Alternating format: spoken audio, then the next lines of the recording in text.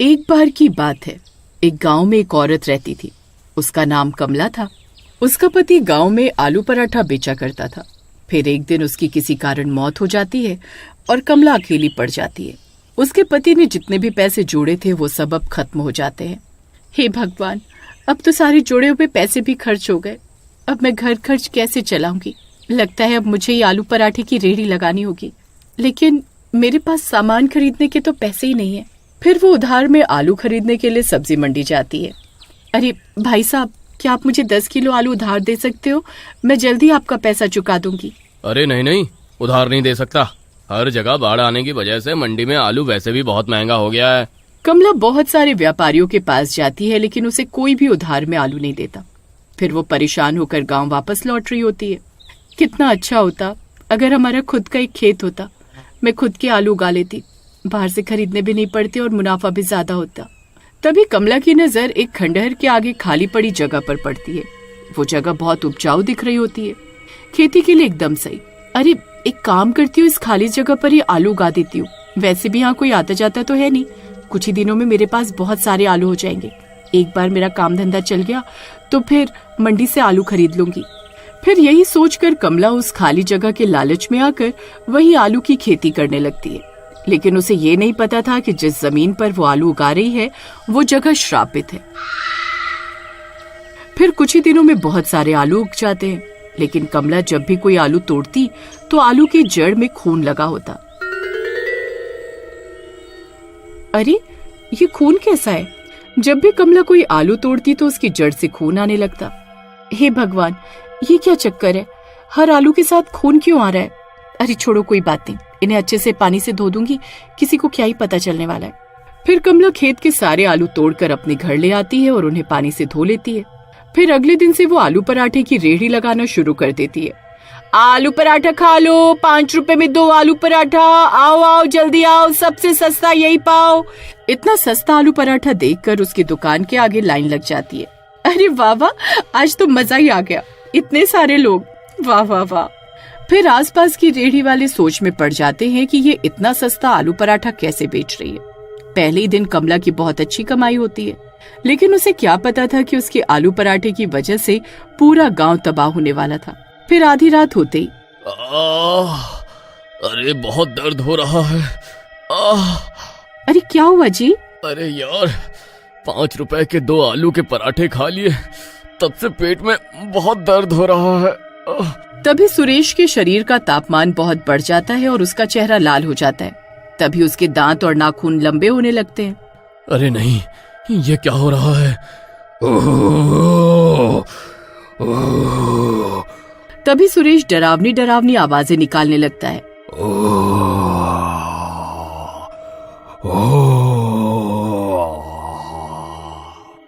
अरे कमबख्त, ये कैसी डरावनी डरावनी आवाजें निकाल रहा है? हे भगवान, ये नहीं क्या हो रहा है? तभी सुरेश देखते ही देखते भूत बन जाता है।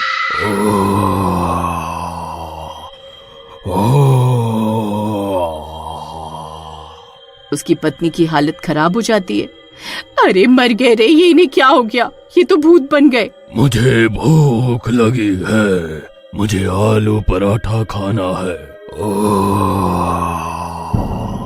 जल्दी मुझे आलू पराठा लाकर दे, नहीं तो मैं तुझे खा जाऊंगा। अरे नास मिटे, आधी रात को मैं आलू के पराठे कहाँ से लेकर आऊं? तेरे इतने हिम्मत, रुक, तुझे अभी मजा चखाता हूँ। तुझे खाकर अपनी भूख मिटाऊंगा। अरे भागो रे, अपनी जान बचाकर भागो। ये नास मिटा तो मुझे खाने की बात कर रहा है। तभी सुरेश की पत्नी भागते भागते घर से बाहर निकल जाती है और घर का दरवाजा बाहर से बंद कर देती है। तभी वो देखती है कि और भी औरतें चीखती चिल्लाती अपने अपने घरों से भाग रही हैं। अरे क्या हुआ बहन, तुम भाग क्यों रही हो? अरे बहन, पता नहीं अचानक से मेरे पति को क्या हुआ, उन पर किसी भूत का साया हो गया और वो मुझे खाने को दौड़ पड़े। मैं बहुत मुश्किल से अपनी जान बचाकर भागी हूँ। पता नहीं जब से आलू पराठा खाकर आए हैं तभी से बेकी बेकी बातें कर रहे हैं। तभी वहाँ और भी औरतें आती हैं। उन सब के पति भी पराठा खाने के बाद भूत बन चुके थे। खोल दरवाजा, मुझे भूख लगी है। खोल दरवाजा, खोलो दरवाजा खोलो। मुझे आलू पराठा खाना है। हाँ। वो सभी भूत अपने अपने घरों में कैद थे और खिड़कियों से गुर्रा रहे थे। सभी की पत्नियां एक साथ इकट्ठा हो जाती हैं और पड़ोसन की छत पर जाकर छुप जाती हैं और पूरी रात वहीं छुपी रहती हैं। वो भूत पूरी रात दरवाजा तोड़ने की कोशिश करते हैं लेकिन नाकाम रहते हैं। तभी सुबह होने पर सुरेश के घर दूध वाला आता है। दूध ले लो, दूध वाला। अरे आज सुनीता भाभी दरवाजा क्यों नहीं खोल रही? सुनीता भाभी, अरे दूध ले लो। अरे ये दरवाजा तो बाहर से बंद है। एक काम करता हूँ, दरवाजा खोलकर दूध अंदर रख देता हूँ। अगर बाहर रख कर जाऊंगा तो गली के कुत्ते सारा दूध पी जाएंगे। फिर दूध वाला दरवाजा खोल देता है। तभी उसकी आंखें फटी की फटी रह जाती हैं। सामने भूत खड़ा होता है। अरे मर गए रे। अरे अरे ये क्या चीज है भाई? अरे भूत जी, मैं तो दूध देने आया था। अरे मुझे माफ कर दो। फिर दूध वाला दूध के कनस्तर वहीं फेंककर वहां से उल्टे पैर भागने लगता है। अरे मर गए रे। अरे ये भूत कहाँ से आ गया?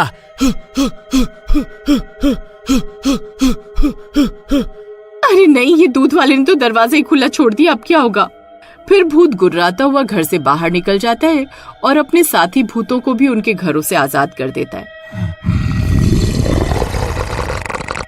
अब वो सब भूत गांव की सड़कों पर घूम रहे होते हैं। अरे सुनीता बहन, अब क्या होगा?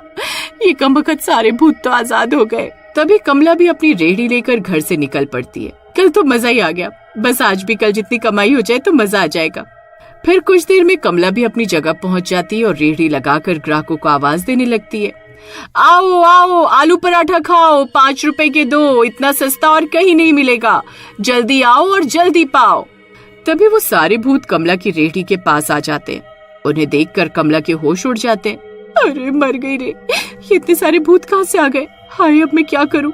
ओ कमला, जल्दी से आलू पराठा खिला।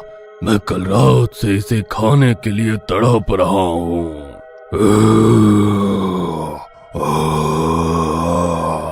हाँ हाँ, जरूर भूत जी, मैं अभी आप सबके लिए पराठे बना देती हूँ। अरे यार, मैं कहाँ फंस गई, अब मैं क्या करूँ? अगर मैंने कोई भी होशियारी दिखाई तो ये सब मिलकर मुझे ही खा जाएंगे। वहीं दूसरी तरफ सुरेश की पत्नी बाकी सब औरतों को लेकर जंगल में तांत्रिक के पास जाती है और उसे सारी बात बताती है। तांत्रिक अपनी शक्तियों से सब देख लेता है। ये सब उस कमला के लालच की वजह से हो रहा है। उसने सबको श्रापित आलू खिलाए हैं, जिसकी वजह से सब लोग भूत बन रहे हैं। तुम औरतों को मेरा एक काम करना होगा। फिर तांत्रिक उन औरतों को अपनी तरकीब के बारे में बताता है। वहीं दूसरी तरफ भूत कमला की रेहड़ी पर पराठे बनने का इंतजार कर रहे होते हैं। कमला, जल्दी पराठा बना, नहीं तो तुझे ही खा जाएंगे। आज का दिन ही खराब है, एक तो बोनी भी नहीं हुई, ऊपर से नास पीटे भूत फ्री का खाना खाने आ गए। तभी वो औरतें दबे पांव आती हैं और कमला की रेहड़ी के पास रखी आलू की बोरी को उठाकर भागने लगती हैं। भूत ये देखकर हैरान रह जाते हैं। बेवकूफ औरत, ये आलू की बोरी कहाँ लेकर जा रही है? रुक। अरे सुनीता बहन, जल्दी भागो, ये कमबख्त भूत हमारे पीछे ही आ रहे हैं। अरे मैं तो लुट गई, बर्बाद हो गई, मेरे तो आलू ही चोरी हो गए। फिर कमला भी उन औरतों के पीछे भागने लगती है। फिर वो सब औरतें भागती हुई तांत्रिक के पास पहुंचती हैं। वहाँ तांत्रिक ने हवन तैयार किया होता है, उसमें आग जल रही होती है। तांत्रिक बाबा, आपके कहने पर हम सारे आलू ले आए हैं। बहुत बढ़िया, जल्दी से ये सारे आलू इस हवन कुंड में डाल दो। फिर सुनीता आलू की बोरी को हवन कुंड में डाल देती है। आलू जलते ही वो सारे भूत तड़पने लगते हैं। अरे ये तूने क्या कर दिया? फिर देखते ही देखते उन सब आदमियों से भूत का साया हट जाता है और वो सब ठीक हो जाते हैं। अरे वाह वाह, मैं तो ठीक हो गया। कमला, ये तुमने ठीक नहीं किया। तुम्हें उस खंडहर के खेत से दूर रहना चाहिए था। जी मुझे माफ कर दो, मेरे लालच की वजह से ये सब हुआ है। मैं आगे से ऐसा कुछ नहीं करूंगी। फिर कमला सबसे माफी मांगती है और मेहनत करके अपना आलू पराठे का काम चलाती है।